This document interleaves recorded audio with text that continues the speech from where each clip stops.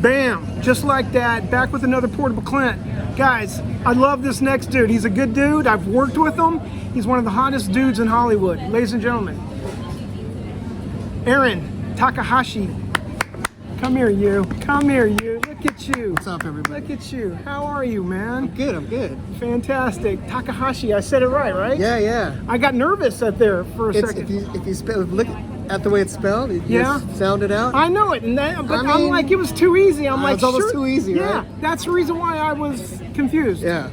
Aaron, thank you so much for doing this. Thank you for being persistent. I mean, we've been trying to do this for like a year, maybe. Well, I started April 1st, so it's not a year yet.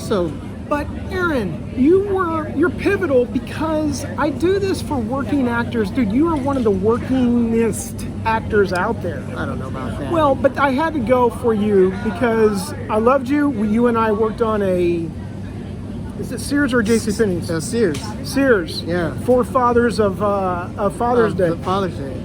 Okay, Aaron. You know, I filed that claim, right? Yeah. Well, did you hear anything? Because they reused it as forefathers of the holidays for Christmas. I know. I saw it.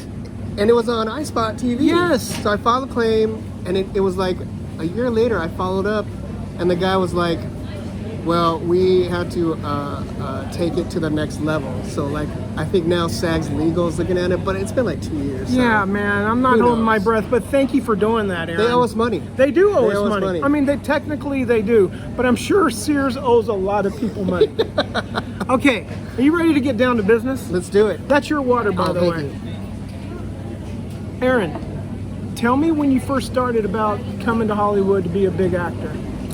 Okay, well, I was born and raised in LA, so it wasn't a huge move for me. Okay. It was like 30 minutes. And I always like to say this because I meet, obviously we meet other actors, and it's very rare when I meet another actor that's an Angelino that's born and raised in LA. Sure, yeah, I know. They're very rare. Or few and far between. Yeah. So I always give so much props and credit to people who decide to come out here.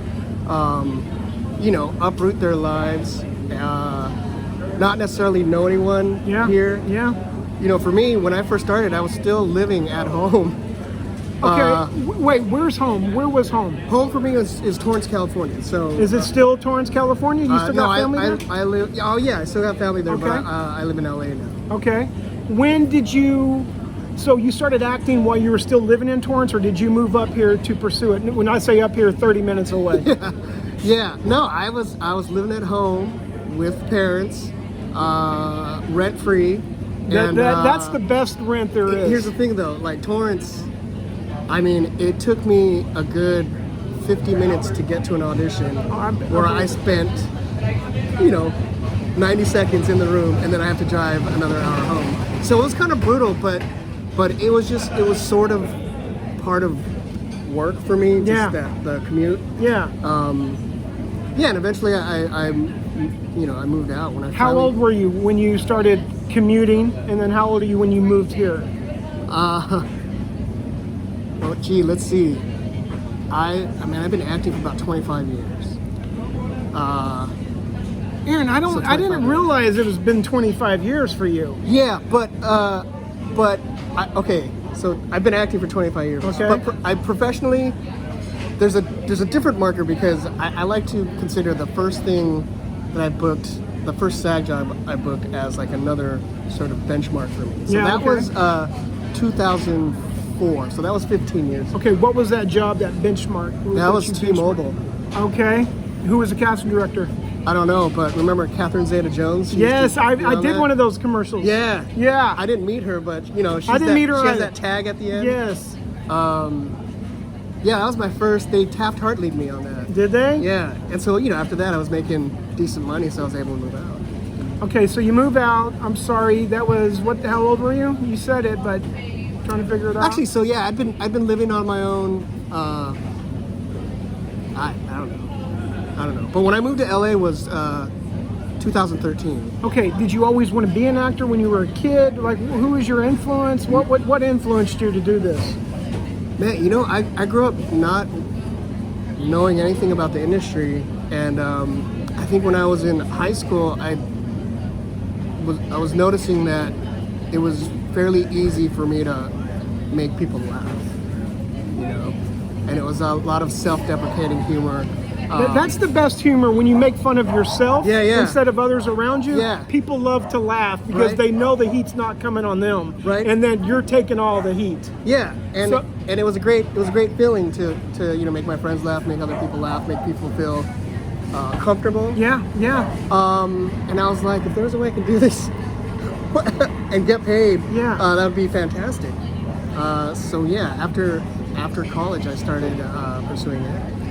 So you moved here 2013. Who's your first agent that you got?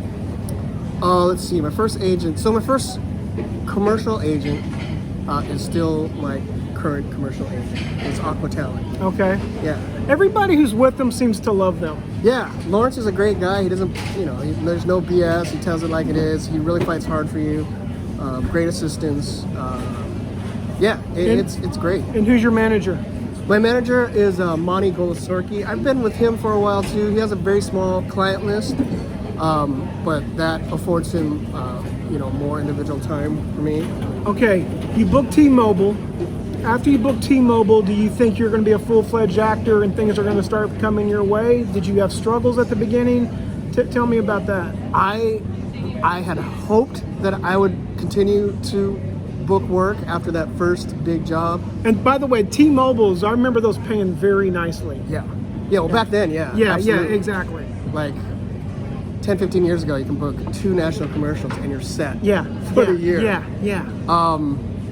But yeah, I had high hopes that I was going to continue to work, and I actually did continue to work. So it sort of, my trajectory just sort of took off from that T-Mobile commercial. Okay. I remember the very first thing, I started noticing you pop up a lot. And I want to say it was the beginning days of Mr. Robot. The very first season. Is that true? Is that true?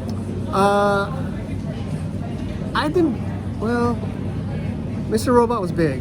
That was big because that's like, wait a second, this is the guy who I've kind of been seeing, but now I'm seeing him a lot, and that was when I started taking notice. Yeah, that was only 4 or 5 years ago. Though.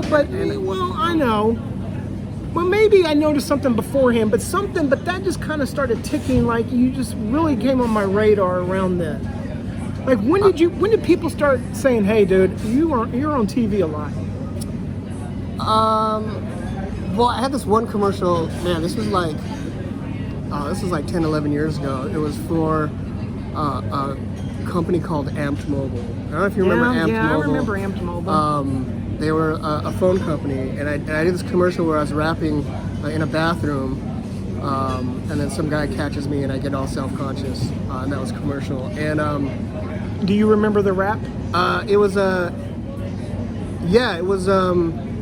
what was that guy's name? T-Pain, I think. Trying to get to you in that booty. Okay.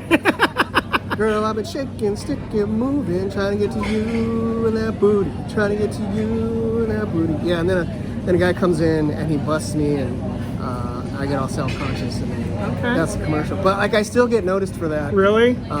To this day, yeah. So that was like, that was at least 10 years ago. Okay, Aaron, when you're driving out to Torrance, when you took that long trip of 30 minutes. Like 50 minutes. 50 minutes. You had your back seat full of stuff. What were you wanting to accomplish here in the City of Angels? I just wanted to work consistently so that I could. So that's all you were saying. I want to work consistently. You didn't have a dream like I want to be on a series. I want to be on a movie. You didn't have a specific dream. Not at that time. Eventually, I did. Eventually, I wanted my resume to grow. So. Well, first of all, commercials are great. If someone told me all you can do for the rest of your life is commercials, I'd be completely happy. Amen, brother. It's so much fun. But I wanted to work theatrically as well, and so I started to build my resume, and then my goals would get a little loftier every year. Do co-stars, and then do guest stars, and then recurring. And then eventually be a series regular. On some comedy. Okay. Mr. Robot, was that the first thing that Was that your first big theatrical booking? I know you were in Yes Men. Is that correct? Is that true? Yeah, Yes Man was. I feel like that's one of your first bookings. Am I correct about that? Yeah, that was my first big booking. God, I don't even remember how long ago that was.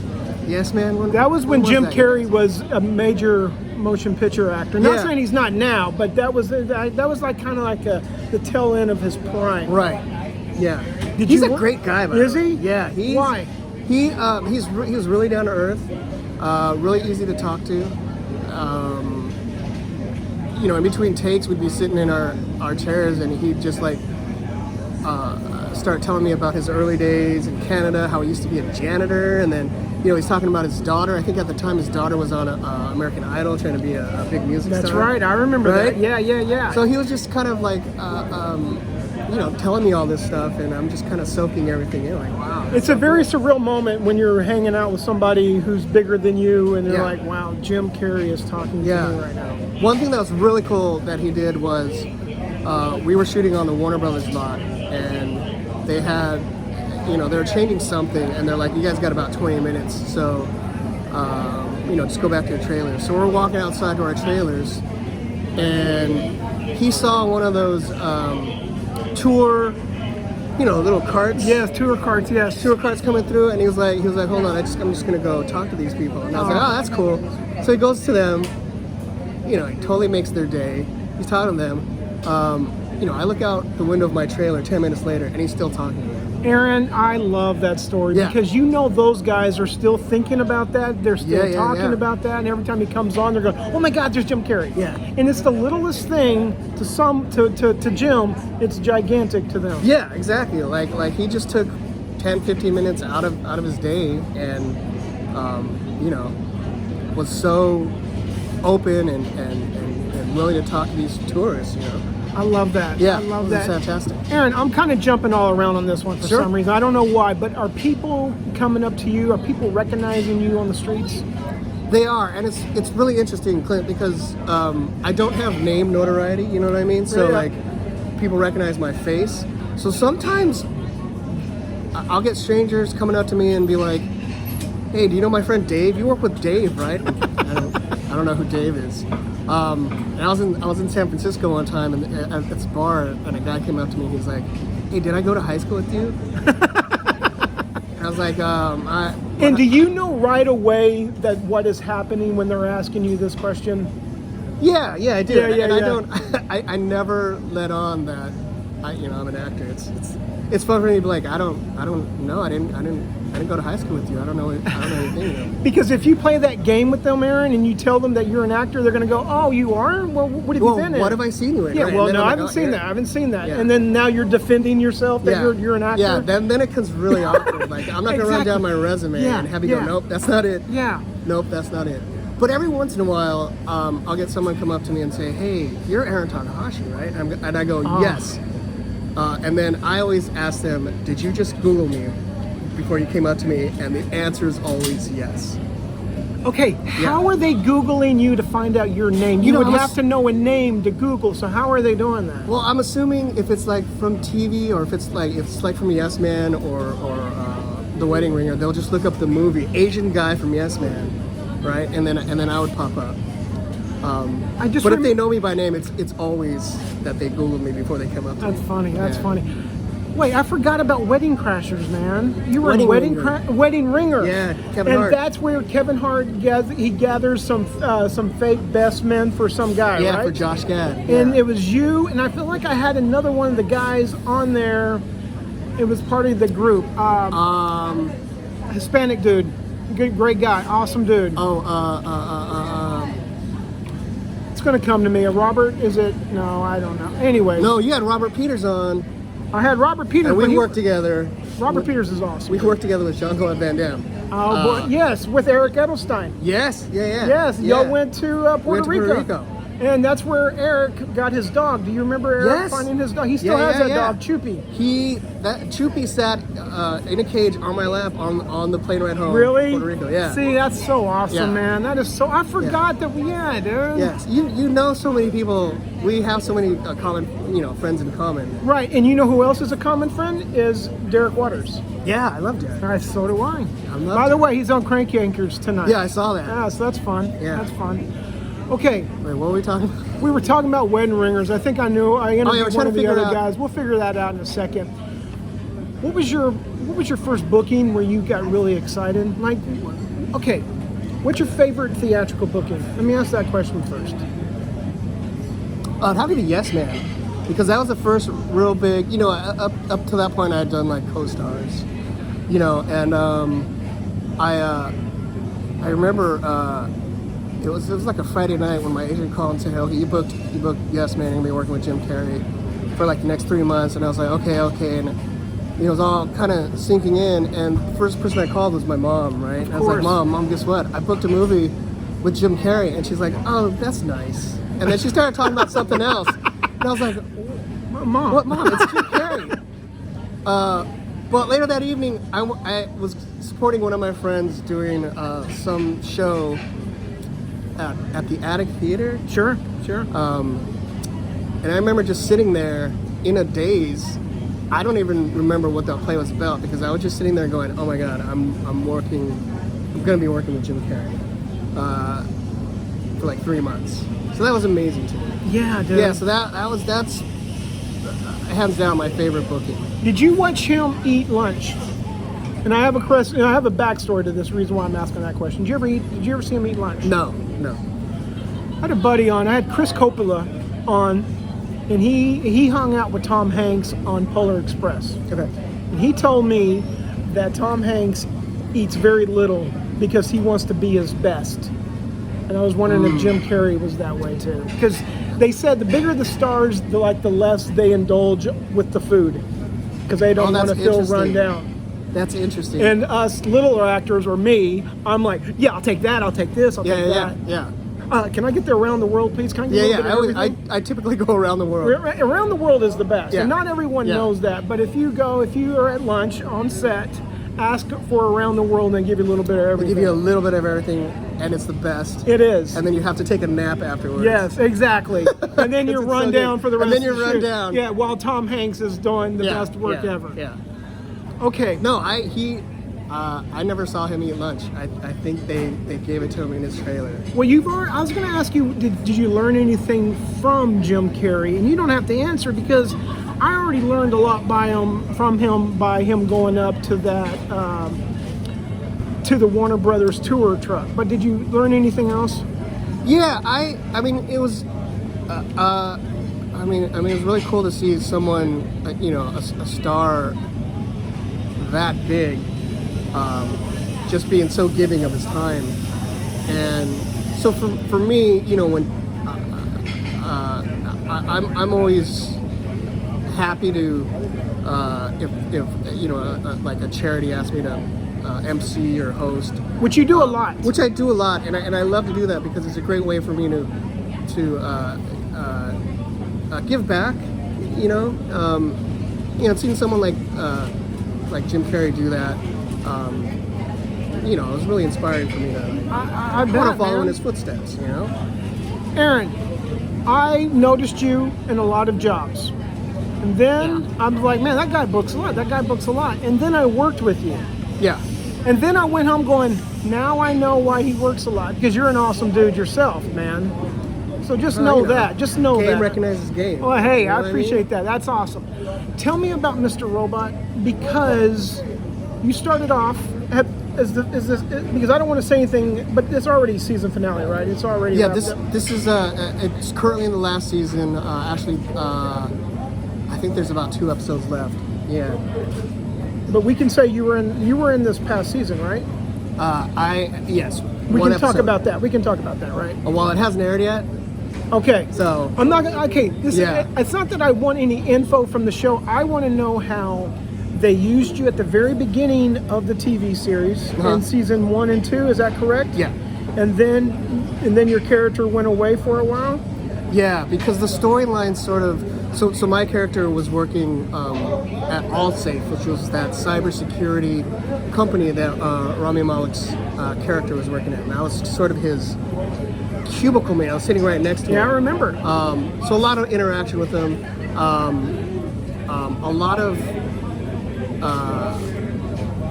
comedic relief on my part, which got cut out. Understandably so, because it didn't really move the story forward. Yeah, and then once it sort of left that environment, you never saw me again, and then I come back. And will we know why you came back? I know you can't say anything. Do we know why you come back? Yeah. Can we talk about that at all? No. Okay, that's fine. That's Yeah, okay. No, we can't. Okay. It's Okay. It's fun. It was fun for me to be back. He doesn't wake up from a dream, does he, in his cubic? I don't know. Okay. I don't know. Okay. You know what? It's interesting. I would get. I think only one episode I got the entire script.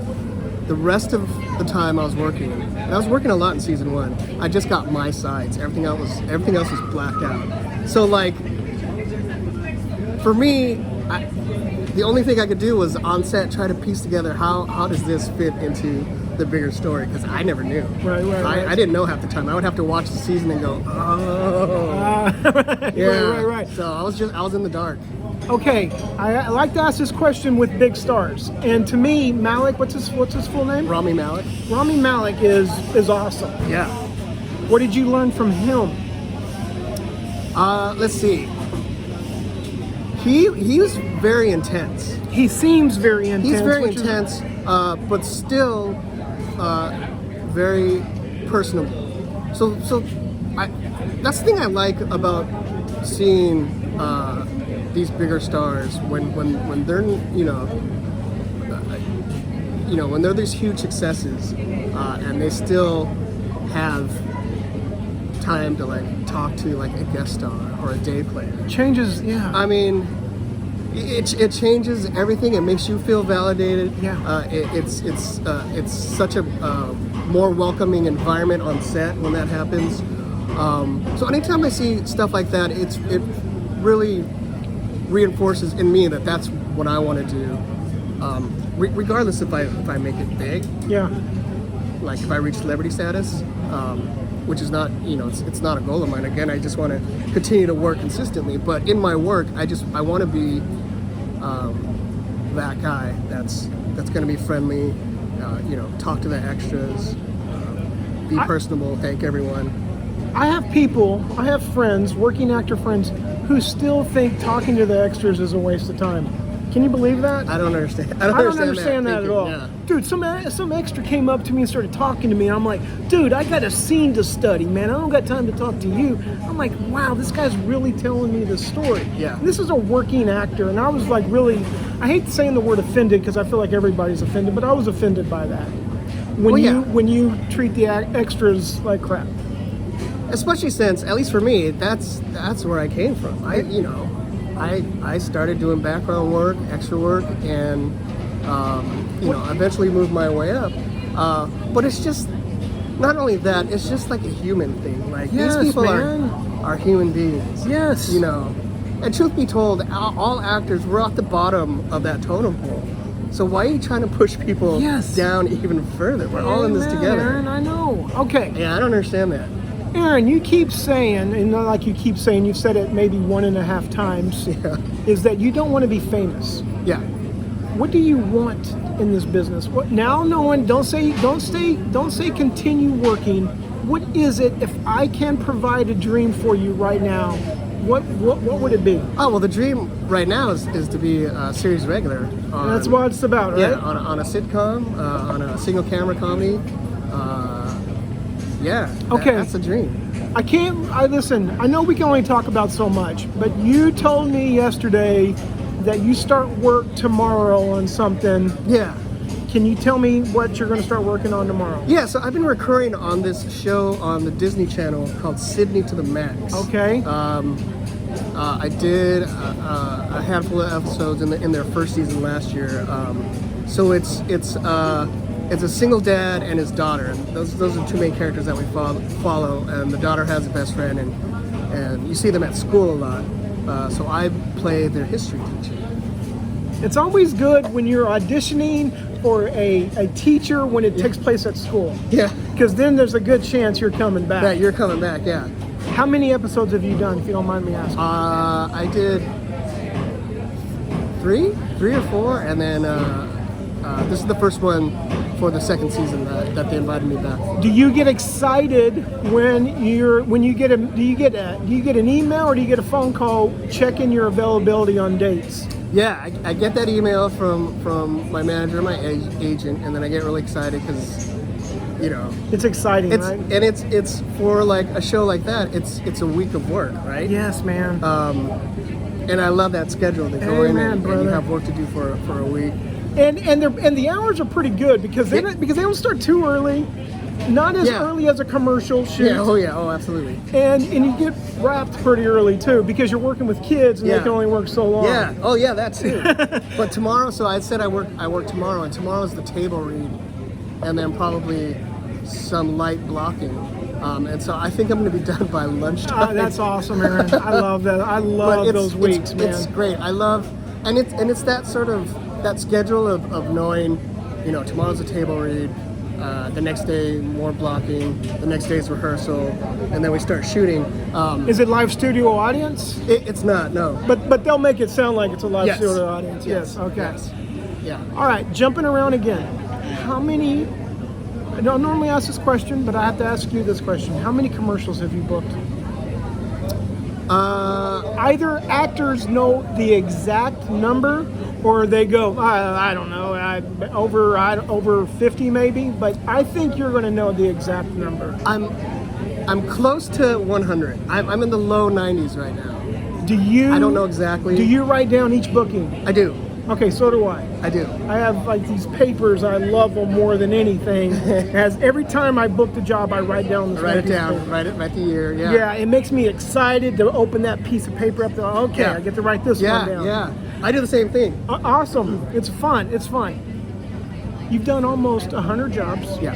Commercials. Yes. Tell me about your best one and tell me about your worst one out of those 100, please. Best one.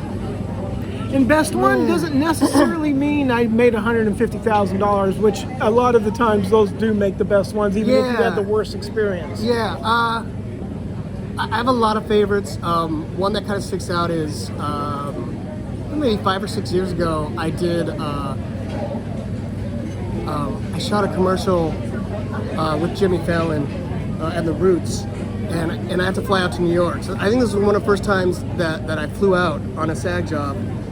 First class. I love it. They put you up. There's a driver taking you to and from the airport, to and from set. And it's amazing. Yeah, man. Get treated like it's almost uncomfortable how much they take care of you. You know, like it was almost uncomfortable. There's a Tom Waits song called San Diego Serenade, and there's a little line in there, I don't know why I'm telling you this, but it says, I had to move to the West Coast to go to the East Coast. Meaning, I had to move to LA to become an actor to be able to be flown out to New York to see New York. Because the way they did it, I would never been able to top those trips by the way jobs provide for me with the first class airfare, first class hotel. That's right. It's the best. That's right. It's the best. And it, you know, I made me fall in love with New York City. Amen, brother. I love to be there. I wouldn't want to live there, but I love being there for work. Yeah. You know, it's such a different vibe in New York. So Yeah, it's fun is. to go out there, and work with and Jimmy Fallon and the Roots. Was Jimmy Fallon awesome? He was cool. He sort of came in. There's a little something. Well, you know, there. he came in because it was on a weeknight that we shot, so he was doing a show. Okay. And then he comes after the show. He came in with like 2 writers, and you could tell he was tired. He was exhausted. Hungover? No, go ahead. I'm not I don't think he was hungover. He probably went to drink after that. Okay. I worked out. Yeah. I was joking, but I just kind of wanted to lean into the drink. Yeah. Nice enough guy though, you know. But yeah, he had his writers with him, and they were sort of like punching up jokes, which was actually kind of cool. Yeah, I bet, man. I don't know how the copywriters felt, but. Oh, that's true. Oh, I didn't think about that. Yeah, but they were punching up jokes, and it was funny. But Questlove from the Roots, you know, just meeting all the Roots, and he was like, "Oh, we're working with the legend." He said that to me, and I'm like, That's "No, nice. dude, you guys are the legend, man." So that was cool. That was a cool feeling. Okay, worst day on a set. Worst day on a set, I was working on this job. It was actually really cool. It shot over 4 days in that area. Is this a commercial? Yeah, it's Okay. a commercial. You know that area where I think it's out towards Palm Springs, where there's that gas station that everyone shoots at, and then there's that Yes, diner, I know exactly. and then the hotel. Yep. Yeah, we were shooting all around that area, and then we went to like the coast to shoot some stuff at the beach, and it was really fun. But there's this one shot where they had these inflatable toys. That doesn't sound. That doesn't sound right. There are these blow up animals. There you go. That were sitting by the pool, and they wanted the pool to kind of be like gently splashing on these blow up animals, and you know they're getting like styrofoam cups of water and kind of tossing it, and the PAs were getting out like cardboard and just kind of like making the motion in the pool, and no one wanted to get in the pool and just make waves, and this was like hours, and I was just like, you know what, fuck it, I went in the pool and just started making the waves for the shot, and then no one thanked me for it either. Oh man. Yeah. So you went above and beyond. I and did. No one appreciated. I did, because it was getting late, and I'm like, we still have shots. These PAs don't want to get wet. So I did it. Yeah, it was work. And then I got out of the pool, and they didn't have towels ready for me. Oh man. Well, maybe that's maybe that's the reason why nobody else did it, because they knew that they wouldn't have been appreciated doing it. Yeah, I don't know, man. I mean, it was just something that I'm looking around going, are you serious? Yeah. No one else is just gonna get in the pool and make some waves. All right, Aaron, we're at 32 minutes. We're gonna start winding down. Okay. I want to know, is there something that in this business that what have you learned? I don't want to say the worst. What have you learned? What's something that you've learned the most from this business? Oh, okay. I learned that a job can be taken away from you at any given moment. Yes. And that starts from the audition, right? I mean, you know, it's to get the audition is a win in itself. To get a callback is another win. To get put on a veil is another win, and then to book it is another win. But at all of those steps, they could decide that they don't want to use it. And there's still more steps you got to go. There's still more steps, yeah. At which they can cancel too. Yeah. Like I've seen, it hasn't happened to me, but I've seen people arrive on set, go to wardrobe, and then get asked to leave. And it's the most awkward thing. And then they upgrade like some extras. Thank God for the extra, Thank God but for the that's extra. for the poor actor who told everyone who. Yeah, like I booked this whatever AT&T, you know, and then you don't even get to step on set. Right. So I never take anything for granted. I never take an audition for granted. You know, I never take a booking for granted. Even being on set, I never take any of that for granted because I've seen firsthand a job can be taken away from you at any moment. Aaron, do you have a ritual after you book a gig? Like, say you book a gig today. Yeah. Do you do anything special tonight? Like, my family knows when I book a gig. I mean, we're going out to dinner. We're going to, have at it. I mean, I don't care what the booking is. My family knows that I booked a job that day. Okay, so if I were to book something today, I would go home and masturbate. Okay. No, I'm just That's my okay. That's how you do it. That's how I do it, because it's free. No, I don't do that. I used to call my parents all the time. This was early on. Whenever I book something, I'll call my parents. But I don't do that anymore. Are they, I hate to ask this question, are they still around? Yeah, they're still around. It's just because you booked so much that they're like, yeah, honey, oh, you're calling for booked. Okay, congratulations. Yeah, oh, another one, great. Yeah. I love you, son. Right. No, it's not like that. It's just I don't know.